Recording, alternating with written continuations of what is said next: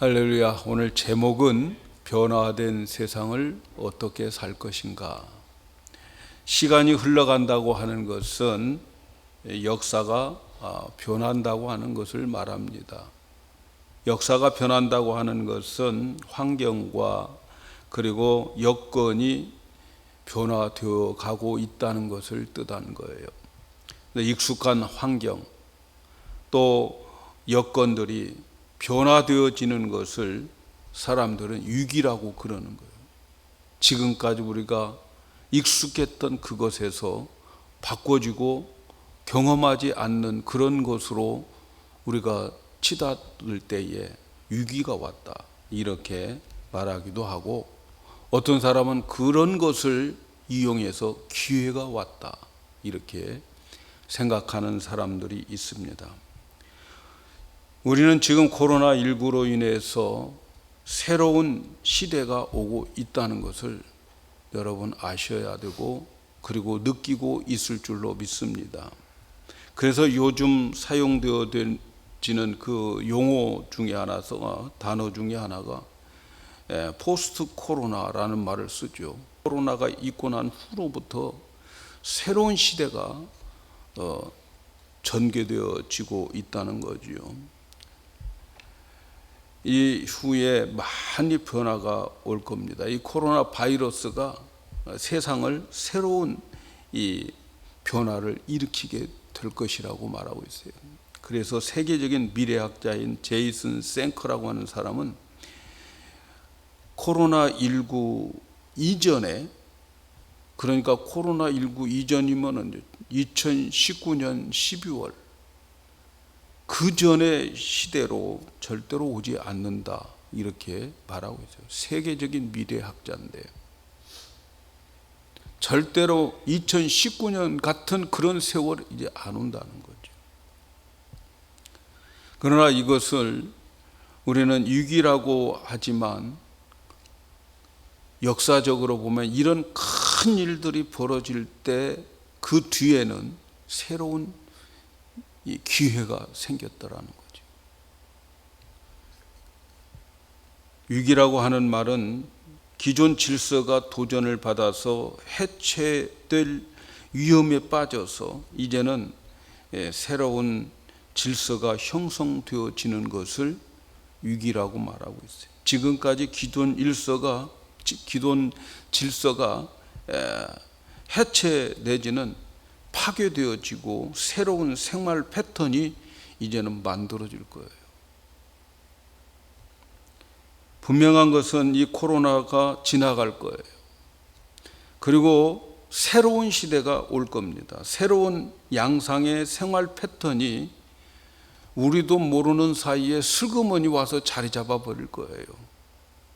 앞으로 우리는 지금까지 경험하지 못한 일들을 많이 경험하게 될 겁니다. 우리는 새롭게 시작되는 익숙지 않았던 시대에 살아가게 될 것입니다. 지금 우리 경험하는 것도 우리 평생에, 여러분 평생에 이런 일이 없어요. 교회 예배당에서 예배를 안 드리는 적이 우리의 평생에 없었어요. 그런데 이런 일들이 이제 얼마큼 자주 일어날지 몰라요. 우리가 새롭게 시작되는 그러한 일들에 익숙되지 못한 시대에 이제는 많이 우리가 접하게 될 겁니다. 싫든 좋든 생명이 붙어 있는 한 변화된 시대에 우리는 살아가야 되는 거예요. 사랑하는 여러분, 이런 시대가 올 것인데 어떻게 이런 시대에 살아남을 수 있을까요? 경험하지 못하고 상상하지 못한 시대들이 올 터인데 어떻게 살아날 수 있을까요? 지금까지 우리가 살아왔던 그 생활 패턴, 삶의 습관으로 이 시대를 살아갈 수 있다고 생각합니까? 지금 살아온 대로 그저 살아갈 거라고 생각하면 안 되는 거예요. 무엇보다도 여러분, 우리의 믿음을 지킬 수 있는 우리의 모습, 정말 세상이 중요하고 목숨이 중요하기 때문에 믿음을 포기할 것인지, 아니면 변화된 세상에서 우리의 믿음 지키며 그리고 주님 만날 것인지 우리 생각해야 하는 그런 시기가 바로 지금이에요. 보통 사람 같으면 요즘 많이 느끼는 거지만 그동안 예수 믿었던 그 신앙은 종이 호랑이를 믿었어요. 종이 호랑이. 그 사람들은 예수님을 그냥 그려놓고, 종이에 그려놓고 믿었어요. 그런 사람들이 이제 많이 드러나기 시작하고 있어요. 그래서 소위 진짜 같은 가짜들이 드러나고 있는 거죠. 그러나 하나님을 진정으로 만나고 하나님을 정말 만난 사람은 종이 호랑이가 아니고 살아있는 호랑이를 믿고 있는 거죠. 머릿속에 하나님이 아니고 실제적인 하나님이 되시는 거예요. 사랑하는 여러분, 정말 그리고 죽고 난 다음에 천국이 있고 지옥이 있다고 한다면, 여러분, 이 시대가 변하고 세상이 변해도 우리의 믿음은 변화되면 안 되는 거예요. 그래서 우리는 끝까지 믿음 지키고 천국을 소망하면서 살다가 믿음 지키다가 주님을 만나서 칭찬과 상급과 영원한 안식에 들어가야 될 줄로 믿습니다. 성경을 보면 시대가 변하고 세상이 바뀔 때마다 믿음을 끝까지 지키고 주위 사람들에게 영향 있는 지도자로 살아남은 사람이 있는데, 그 사람 바로 다니엘이에요. 오늘은 다니엘에 대해서 말씀을 드리려고 그래요. 다니엘은 소년 시대에서부터 세상이 변화되었어요. 사춘기 때 바벨론 나라가 침략을 해가지고 이 15살 된 소년이 바벨론에 끌려가게 됩니다. 아버지 품속에서, 부모님 품속에서 살아야 할 사춘기 나이에 바벨론의 포로로 잡혀갑니다.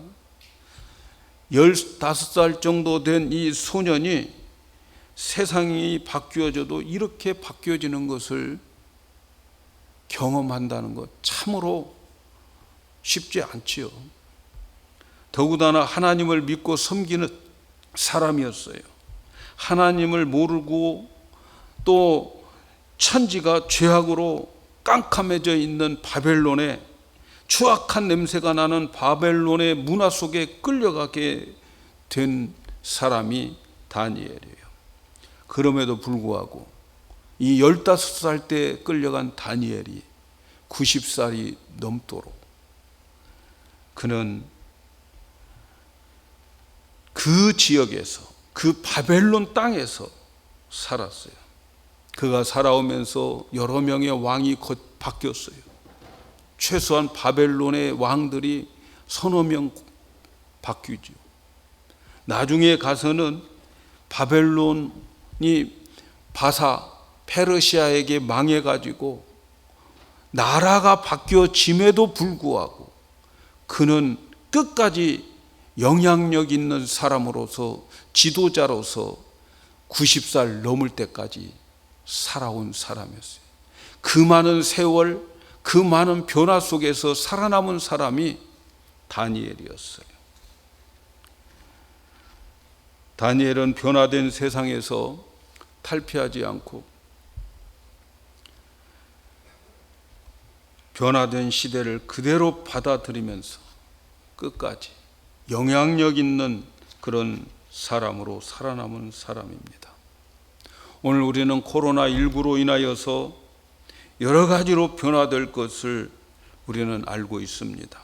코로나 이전으로 돌아가지 않을 거예요.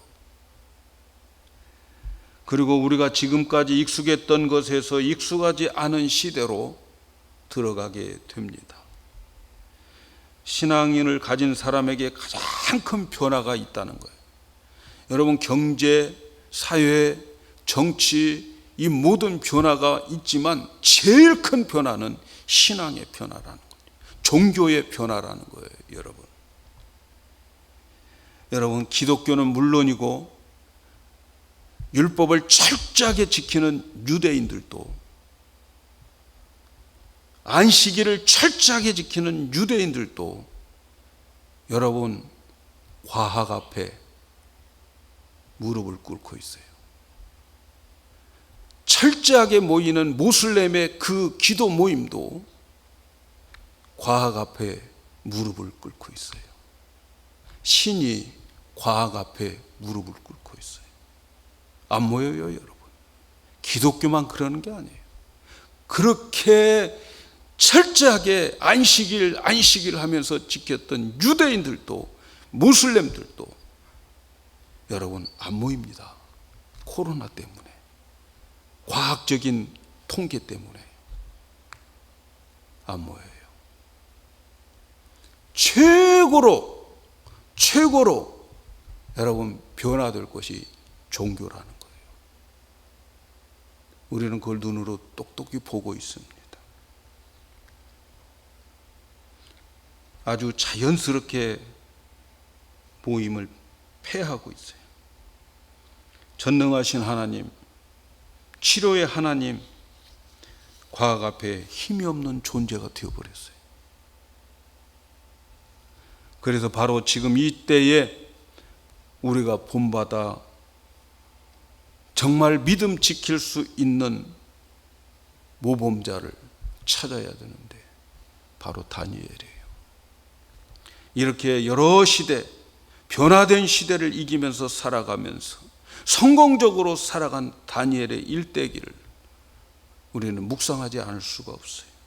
우리의 삶의 교훈을 다니엘로부터 받아서 변화된 세상에서 믿음 지키는 저와 여러분들이 되기를 간절히 축복합니다. 다니엘을 보면은 그는 무엇보다도 현실에 적응을 잘한 사람이었어요. 현실적인 사람이었어요. 현실을 잘 받아들였어요. 바벨론의 포로로 잡혀갔어요. 그러나 그는 그곳에서 탈출을 시도하거나 바벨론을 떠나려고 몸부림치지도 않았어요. 이렇게 사느니, 노예로 사느니 죽는 것이 낫다라고 해서 극단적인 그런 어떤 태도를 보인 적도 없어요. 그는 현실을 그대로 받아들였고, 그리고 바벨론에서 살았어요. 변화된 그것 그대로 받아들이고 살았어요. 그는 생전에 자기 고국을 한 번도 밟아보지 못하고 결국 남의 땅 바벨론에서 90평생 살다가 죽은 사람입니다.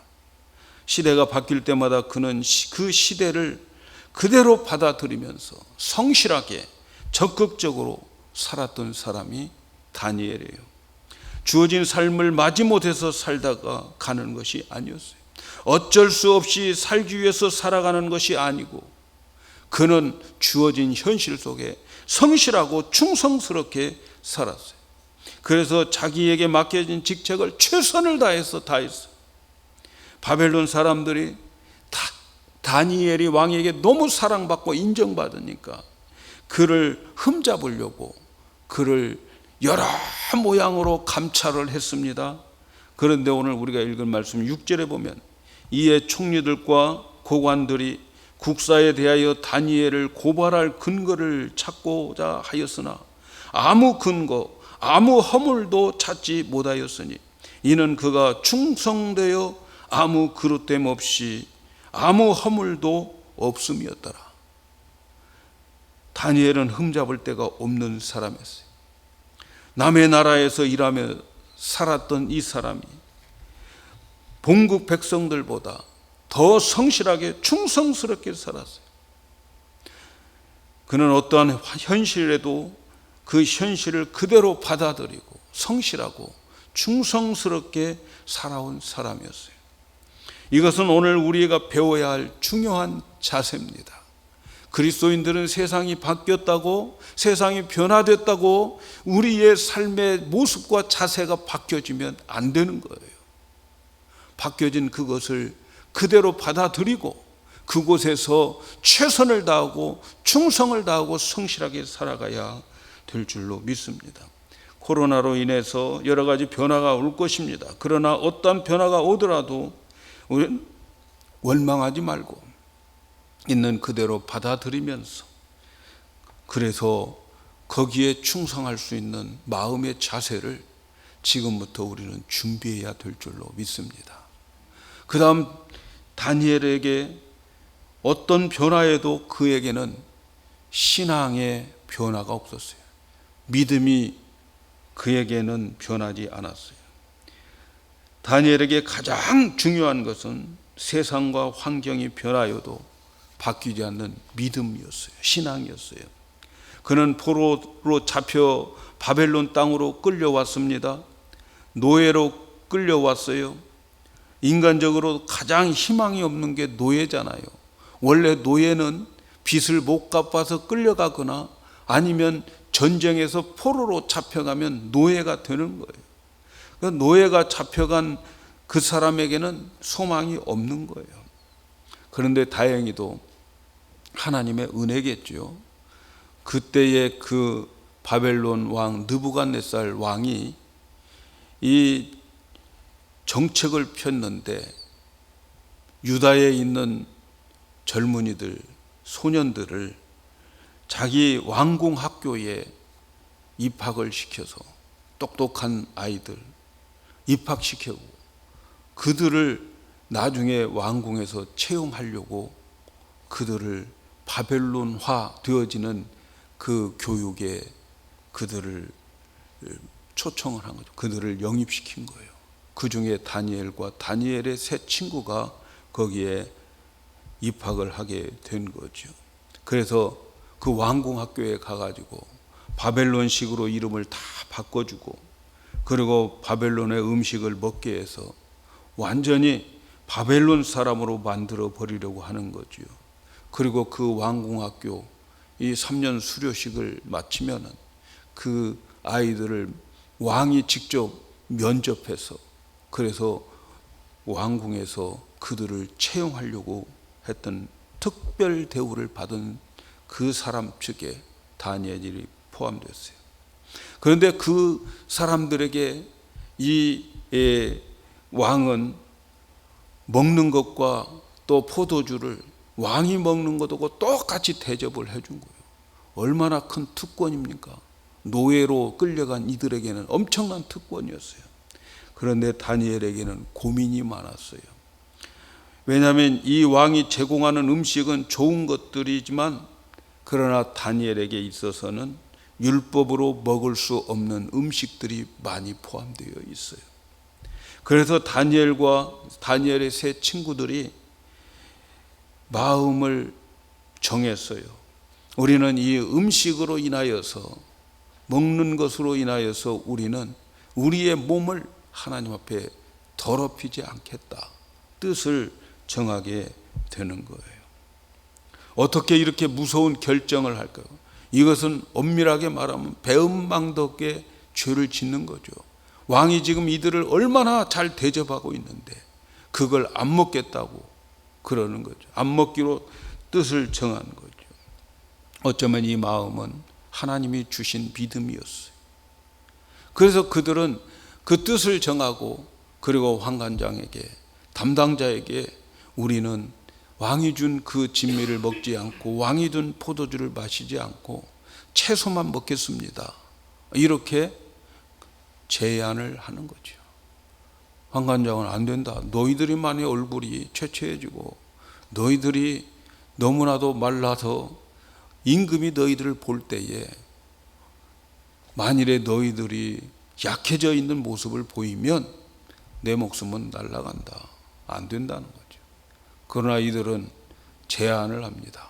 그러면 며칠 동안만 우리에게 채식을 먹게 하고, 그리고 왕의 진미와 포도주를 마시지 않도록 하고 테스트를 해보라고 그렇게 말합니다. 그래서 환관장이 그들을 시험하니까 채소만 먹는 이들의 얼굴이 더 빛나고 더 건강하게 보여졌어요. 자, 이렇게 해서 그들은 왕의 진미를 먹지 않고 여러분 그곳에서 믿음을 지키게 되는 거죠. 저는 성도 여러분들이 하나님 앞에 뜻을 정하는 것, 결단을 내리는 것, 저는 굉장히 중요하다고 생각해요. 이러한 결단은 하나님이 주신 믿음이고, 하나님은 그 믿음을 주시고 난 다음에 그 결단에 대한 모든 것을 책임지고 계신다는 것을 여러분 믿으시기를 바랍니다. 그래서 그 결단을 감당할 수 있는 능력도 주시고 또 시험을 이길 수 있는 길을 허락해 주시는 거예요. 다니엘의 세 친구들은 무사히 이 왕궁 학교를 마치게 되고, 하나님은 그들의 믿음을 축복해 주셔서 하나님은 다른 사람들보다 이들에게 지혜와 총명을 10배나 더 많게 해 주셨고, 그리고 그 바벨론의 현지 박사들, 무당들보다도 10배나 더 총명과 지혜를 더 주셨어요. 특별히 다니엘에게는 꿈을 해몽하는 그러한 능력도 주셨던 거죠. 그래서 그들이 이제 왕 앞에 가서 면접을 볼 때에 세상에 이렇게 똑똑하고 이렇게 총명한 사람들이 없다고 칭찬하며 그들은 왕궁에서 일을 하게 되는 거죠. 맡겨진 일도 얼마나 잘했는지 몰라요. 그러나 여러분, 다니엘의 이 정치 생활도 순조롭게 된 것은 아니었어요. 이 시대에 믿음을 지킨다는 것은, 거의 바벨론에서 믿음 지킨다는 것은 목숨을 내놓고 살아야 할 정도였어요. 목숨을 내놔야 합니다. 목숨 내놓고. 어느 날 다니엘의 세 친구들은 왕의 신상 앞에 절을 해야 되는데 절을 안 했어요. 우리는 하나님께만 절한다. 신상 앞에, 우상 앞에 절 안 한다. 그들이 걸려 고발되었잖아요. 그래서 어땠어요? 그들은 풀무불 속에, 뜨거운 용광로 속에 들어갔어요. 근데 하나님은 그 용광로 속에서 한 천사를 보내서 같이 그들과 함께 있는 모습을 모든 그 신하들과 임금이 직접 눈으로 보게 되었어요. 그리고 그들을 다시 끌어내고, 그리고 그들을 고발했던 자들을 용광로 속에, 풀무불 속에 집어넣어 죽인 거죠. 그리고 하나님을 인정하게 만든 거예요. 바벨론 왕이 하나님을 인정하게. 다니엘도 마찬가지입니다. 다니엘도 하나님 중심으로 살다가 결국은 사자굴 속에 들어가게 되는 거죠. 사자굴 속에 들어가게 되는 거죠. 하나님 제일 중심으로 그는 살았어요. 시대가 바뀌고 또 바뀌고 그렇게 바뀌었어요. 나중에는 바벨론이 페르시아에게 멸망당하고 페르시아 왕 고레스 때에도 다니엘은 중요한 자리에 있었어요. 오늘 우리가 읽은 말씀은 바벨론이 망하고 페르시아가, 메데파사가 바벨론을 점령해서 이제는 새로운 왕국을 세우기 위해서 이 다니엘을 비롯해서 3명의 총리를 세웠는데 거기에 다니엘이 포함된 거죠. 그래서 이 다니엘이 이러한 상황 속에서, 이러한 불신앙 속에서 믿음을 지켜가는 그러한 내용이 오늘 우리가 읽은 말씀 속에 나와 있는 거죠.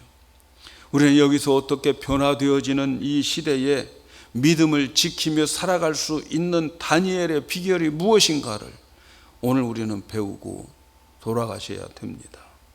어떻게 그는 현실을 잘 적응하고 적극적으로 살 수 있었던가? 어떻게 시대의 변화 속에서 성실하게 살면서 참된 신앙을 지키면서 90이 넘을 때까지 영향력 있는 지도자로 살 수 있었는가? 그 비결이 무엇인가? 여러분, 이 비결을 오늘 배워서 실천하시기를 바랍니다. 그렇게 살 수 있는 비결은 기도였어요. 기도입니다. 기도. 다니엘이 하는 이 삶은 기도하는 삶이었어요. 기도에 힘쓴 사람이었어요. 그는 무시로 기도했어요. 깨어 기도하는 사람이었어요. 급할 때만 잠깐 하나님께 기도하는 그런 사람이 아니었어요. 아무리 가뭄이 와도 해가 뜨거운 태양이 비쳐도 그 뿌리가 나무가 이 시냇가에 심겨져 있다면 그는 언제나 열매를 맺을 수 있는 것처럼 그 뿌리를 시냇가에 심은 것처럼 다니엘은 그 뿌리를 기도로 하나님께 뻗쳐 놓았던 거예요. 그래서 다니엘에게는 기도의 골방이 있었어요. 그에게는 기도하는 시간이 있었어요. 하루에 3번씩 기도하는 습관이 있었어요. 여러분, 하루에 3번씩 기도했다고 하는 것은 하루에 3번만 다니엘이 기도한 것이 아니에요. 그는 기도를 많이 하는 사람인데 그 가운데 사람들이 공개적으로 알고 있는 것이 3번 예루살렘 쪽을 향해서 창문을 열고 기도하는 것. 이것은 모든 사람들이 다니엘을 통해서 보았던 거죠. 오늘 말씀을 보면 다니엘이 포로로 잡혀가고 바벨론의 여러 왕들을 거치고 그리고 바벨론이 이제는 페르시아에게 멸망당하고 그리고 이 왕이 바뀐 것이 아니고 나라가 바뀌었어요. 페르시아의 다리오라고 하는 왕이 이제는 다스리게 되는데 3명의 총리 중에 1명을 뽑고 그리고 그 1명을 통해서 온 총리, 다른 총리와 온 나라를 다스리도록 제2인자를 왕이 다니엘로 점찍어 놓은 거죠. 그때에 다른 사람들이 이렇게 말해요. 다니엘서 6장 3절에 다니엘은 마음이 민첩하여 총리들과 방백들 위에 뛰어남으로 왕이 그를 세워 전국을 다스리게 하고자 한지라. 다니엘을 통해서 이제 제2인자로 다니엘을 점찍어 놨어요. 그런데 이 왕의 생각을 알아차린 다른 총리들과 또 다니엘을 흠잡기 위해서 여러 사람들이 이 다니엘을 조사한 거예요. 다니엘을 조사했어요. 그래가지고 이 사람들이 다니엘을 조사하면서 다니엘에게 무슨 흠이 있나 찾기 시작했어요. 다른 흠을 아무리 찾아봐도 흠이 없어요. 그런데 한 가지 어떤 사람이 아주 기발하게 아이디어를 냈는데 다니엘을 잡을 수 있는 길은 신앙적인 면에서밖에 찾을 길이 없다는 거예요. 다니엘을 죽이기 위해서는 신앙적인 면을 찾자 하는 거예요. 그 신앙적인 면이 뭘까? 다니엘이 하루에 3번씩 기도한다는 거예요. 그걸 가지고 다니엘에게 함정을 파서 다니엘을 죽이자는 거예요. 그래서 다른 총리들과 고관 관료들이 다니엘을 흠잡기 위해서 법을 하나 만들어요. 그 법을 만드는데 그 법이 무슨 법이냐면 30일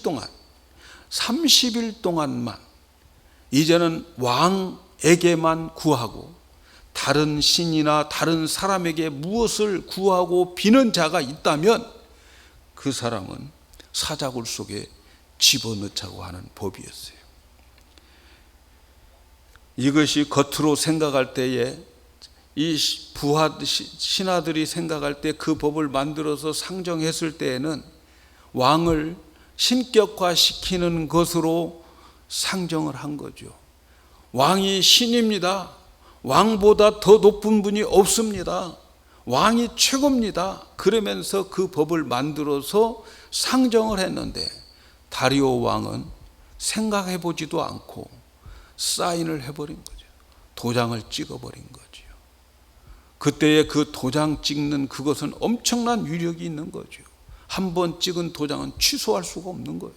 한번 공포된 법은 취소할 수가 없어요. 그런데 말이죠, 다니엘을 보니까 다니엘이 그렇게 공포된 거 그리고 도장 찍어버린 거 알고 있어요. 여러분, 이제 어떻게 해야 되겠습니까? 다니엘이 어떻게 해야 되겠어요? 법이 정해져 버렸어요. 공포되었어요. 나라 법은 아무도 움직이지 못하게 되었어요. 여러분, 앞으로 우리에게 그런 날이 올 겁니다. 여러분, 그런 날이 와요. 아니, 지금 왔습니다. 사실은 지금 나라에서 행정명령이라고 해서 예배 드리지 말라고 하는 것, 죄와 사망의 구원을 받은 사람들은 예배가 생명보다도 더 중요한 거예요, 여러분. 그런데 나라에서 예배를 드리지 말라고 하는 것, 그 근거가 뭐예요? 과학적 근거죠. 세상과 과학 이 앞에 이제는 무릎을 꿇어요. 율법이 그렇게 철저하게 지켜지는 유대인들에게도 이 과학 앞에 무릎을 꿇고 그들 집회 안 합니다. 그렇게 많은 무리들이 모슬렘에 모여서 기도하는 그들도 과학 앞에 무릎을 꿇고 모임 가지지 않습니다. 요즘처럼 우리는 예배 드려야 한다고 하면은 이상한 시각으로 봅니다. 과학적 시각으로, 의학적 시각으로 바라봅니다, 여러분. 그래서 안 된다고 행정명령 내리고 이제 법으로 그럴 때가 한두 번이 아니에요. 왜 그런 법이 앞으로 되어지느냐? 여러분, 지금 이 코로나 바이러스가 잘 제재되고 잘 완화된 지역들은 어떤 지역이냐? 공산화, 사회주의 그런 지역이었어요. 그들은 강압적으로 그 우한을 완전히 막아버리고 절대로 못 나가게 하고 그렇게 합니다. 그러나 여러분, 자유주의는 어떤, 지금 얼마나 지금 빨리 풀어달라고 난리를, 자유인데 예? 얼마나 그러고 다닙니까, 여러분? 그러다가 보면은 자유스럽게 하다가 그런 미국이 최고로 많은 환자들, 최고로 많은 사망자들이 나타났습니다, 여러분. 그러면 나중에 미국 사람들이 어떻게 말할까요? 누군가가 강하게 지도력을 발휘해서 우리도 그렇게 제재해 달라고 하는 그것이 자연스럽게 나타나게 되고, 그때가 되면 여러분, 신앙은 데미지입니다. 여러분, 그때 되면 그런 일들이 벌어지게 될 거예요, 여러분. 각오하셔야 돼요. 어떻게 하시겠습니까? 예? 어떻게 하시겠습니까? 오늘 또 우리가 예배 드리고, 예배 드렸다, 우리 예배 끝까지 안 드린 적이 없다, 이상한 눈으로 보여요. 그렇죠? 과학의 눈으로. 하나님보다 과학이 더 높아졌어요. 세상 사람들이, 아니 믿는 사람들이 믿는다고 했지만 종이 호랑이 믿고 있었던 거죠. 다니엘이 어떻게 합니까? 다니엘은 옥새가 그 도장이 찍힌 것을 알았어요. 분명히 알았어요. 사인한 것 알고 있었어요. 그런데 다니엘서 6장 10절에 이렇게 말씀합니다. 다니엘이 이 조서에 어인이 찍힌 것을 알고도 자기 집에 들어가서는 그 방에 예루살렘으로 향하여 열린 창에서 전에 행하던 대로 하루 3번씩 무릎을 꿇고 기도하며 하나님께 감사했다. 얼마나 놀랍습니까, 여러분? 사랑하는 여러분, 사단이 원하는 게 뭔 줄 아세요? 세상이 원하는 게 뭔 줄 아세요? 진실하게 하나님을 믿는 사람들은 이 세상과 맞지 않으니까 이 세상에서 살 생각 하지 말라는 거예요. 신앙생활 제대로 하려면 이 세상 안 맞아, 그러니까 여기서 살지 마. 어디서 살라는 거예요? 이것이 사탄의 외침입니다. 그러나 우리가 알아야 될 것이 있어요. 여러분, 이 세상은 사단이 통치하고 있는 게 아니고 사단 위에 하나님이 계심을 여러분 믿으셔야 돼요. 그 사실을 여러분 믿으셔야 됩니다. 마귀가 하나님의 백성들에게 하나님을 버리든지 아니면 죽으라고 하는 것은 여러분, 마귀의 때가 가까웠어요. 마귀는 하나님께 도전장을 내고 있는 시절이 되었어요. 아마도 다니엘은 이 법령이 선포된 것 때문에 고민 많이 했을 것 같아요. 우상에게 절하지 말라고 하는 것도 절하라고 하는 것도 아니고, 영원히 기도하지 말라고 하는 것도 아니고, 단 30일만 참아라. 30일만 기도하지 말라. 여러분, 얼마나 갈등이 있겠습니까? 그래, 30일만 참지. 그리고 30일 지나면 기도하지. 이런 마음이 없겠습니까, 여러분? 예? 이런 마음이 다분히 있을 거예요. 이런 유혹도 있었을 거예요. 그러면 이제부터는 내가 전에는 창문을 열어놓고 예루살렘을 향해서 기도했는데, 이제는 내가 창문 닫아놓고 기도하면 어떨까? 여러분, 그런 생각들, 그렇게 좀 잔머리를 굴리는 생각들 할 수 있지 않겠어요? 고민하지 않겠어요? 오늘날 그런 법들이 공포될 때에, 이거 당분간만 그렇게 예배 안 드리면 돼, 그랬는데요, 한국 교회는 지금 완전히 사그라져 있어요. 많은 큰 교회 목사들이 운영이 안 되는 거예요. 이대로 제가 뉴저지에 있는 많은 목사님들 이렇게 이야기를 해보면 편하다는 거예요. 앞으로 계속 이러면 안 됩니까? 여러분, 30일만 그렇게 하면 좋겠어요. 30일만 참아. 당분간만 이렇게 해. 그런데 그게 자리 잡아버렸어요.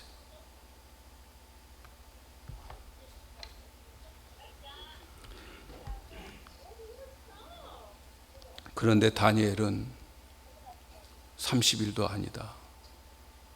그전 하던 대로 그는 기도를 멈추지 않았어요. 그리고 하나님께 감사했다고. 하나님께 감사. 어인 찍힌 것을 알고도 자기 집으로 돌아가서 전에 하던 대로 행했다. 우리는 여기서 다니엘이 건재할 수 있는 힘이 어디에 있는지를 알아야 돼요. 그건 기도였어요. 하나님 앞에 무릎을 꿇는 거였어요. 그가 일생 동안 변함없이 하나님 앞에 충성된 종으로서 바벨론에서 살다가 나라가 바뀌고, 그럼에도 불구하고 영향력을 행사하면서 90살 넘을 때까지 살 수 있었던 비결은 기도였습니다. 다니엘은 하루 3번 기도했다. 여러분, 아침, 점심, 저녁 그렇게 기도한 걸 다 봤을 거예요. 그러나 그 외에도 수없이 많은 기도를 했을 겁니다. 그 많은 원수들이 자기를 넘어뜨리려고 하는 그 삶의 현장에서 그는 기도를 했어요. 그러나 그는 누구나 다 알 수 있는 기도의 시간이 있었는데 3번 기도했다는 거예요. 아침에 기도하는 것 중요합니다. 한치의 앞을 내다볼 수 없는 우리들이지요. 하루 중에 어떤 일이 일어날지 모르는 불투명한 앞일을 우리 앞에 놓고 살아가는 시점에서 아침에 기도하는 것, 무릎 꿇고 하나님 앞에 하루의 스케줄을 말씀드리고 도와주기를 기도하는 것, 여러분, 이건 너무너무 중요한 거예요. 저는 우리 제자들 교회, 영광교회는 이것이 기본이 되었으면 좋겠습니다, 여러분. 예? 이 말을 듣고도 내일 아침, 화요일 날 아침부터 새벽 예배 안 들어오는 사람들 확실하게 좀 정신을 차렸으면 좋겠어요. 뿐만 아니라 낮 시간 기도도 중요해요. 누구든지 낮이 되면은 권태가 생기고 또 지치고 그런 게 힘이 빠지기 쉽습니다. 어떤 문제들 인해서 상처받을 수도 있고 열받을 수도 있고 막 그래요. 그때에 여러분 조용히 잠시 짬을 내서 하나님 앞에 나갈 수 있기를 바랍니다. 그래서 식사를 하기 전이든 식사를 하고 난 후든 정말 하나님 한번 불러보세요. 아버지 한번 불러보세요. 그리고 가만히 기다려보세요. 여러분에게 놀라운 변화가 일어나게 될 줄로 믿습니다. 뿐만 아니라 밤 시간 하루 동안 인도하시는 하나님께 감사를 드리고 하나님이 주신 은혜에 하나님께 찬양을 하고 그러면 하나님 얼마나 기뻐하시겠어요. 그리고 우리가 아무리 조심을 하면서 살았어도 우리 인간이기 때문에 죄를 안 질 수가 없잖아요. 생각나는 죄들 주님의 십자가에 다 내려놓고 그리고 주님의 보혈의 능력을 믿고 사죄의 은총 속에서 깊은 잠을 자시기를 바라요. 하나님은 그때에 내일을 위해서 축복의 문을 그리고 축복의 장마비를 축복의 이슬비를 내려줄 줄로 믿습니다. 조용한 밤 시간 하나님께 기도하는 것. 여러분 이 세 가지가 우리에게는 습관이 되었으면 좋겠어요. 습관. 다니엘, 저 사람은 3번 기도하는 사람이야 라고 사람들이 칭한 것처럼 우리도 그런 습관이 되었으면 좋겠어요. 여러분 기도가 어려운 게 아니에요. 어떤 사람은 나는 말을 잘 못해서 기도 못한다고 그러는 분들이 계셔요. 그러나 여러분 기도는 다른 게 아니에요. 하나님 앞으로 나가는 것이 기도예요. 조용히 하나님 앞에 나가서 눈을 감고 하나님 보좌를 생각하며 그 보좌에 앉으신 주님의 그 옷자락이 성전을 덮고 있습니다. 여러분 그 옷자락을 만지시고 그리고 그 옷자락에서 주님의 포근함을 느끼는 게 기도예요. 자비하신 주님께 그 품에 포근히 안고 있는 것이 기도예요. 그러면서 하나님이 내 마음을 꿰뚫어 보고 계시고 내 마음을 알고 계신다고 하는 그 감미로움을 느끼는 것이 기도예요. 기도는 말 잘한다고 되는 게 아닙니다, 여러분. 그러니까 이런 기도는 얼마든지 우리는 할 수 있잖아요.